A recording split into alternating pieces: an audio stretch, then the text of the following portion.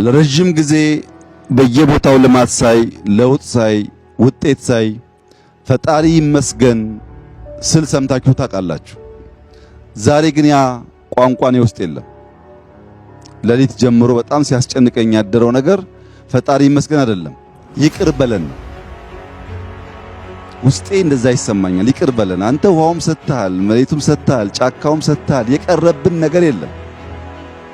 ይሄን ሁሉ ይዘን እኛንን ተስማምተን ተደማምጠን ማልማት ያልቻልነው እና እባክህን ይቅር በለን። ተቆጥተ ደግሞ እንደዚያ ሰነፍ አርሶ አደር ማሳችንን ዝናብ እንዳይወስደው ምህረት ይብዛልን ብቻ ነው ጥያቄ ዛሬ። ምክንያቱም ለማመስገን ብቃቱ የለኝም። እዚህ ሁሉ ነገር ላይ ተኝቼ በሴፍቲኔት የሚኖር የሚራብ ህዝብ ዜጋ ሆኜ ፈጣሪ ይመስገን ይሄን ስለሰራን እምልበት ቋንቋ አንደበት የለኝም። ምህረት ብቻ ነው።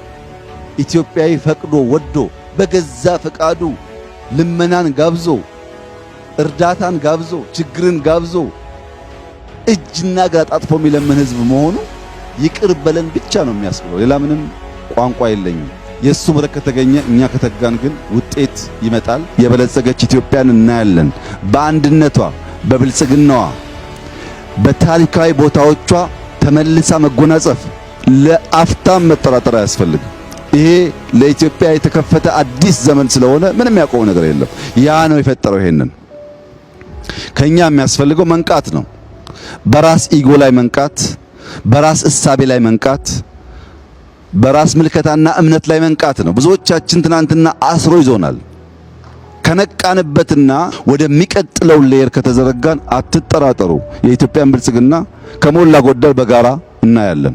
ቢያንስ ልጆቻችን ከልመና ወጥተው የምናይበት ዘመን ይመጣል።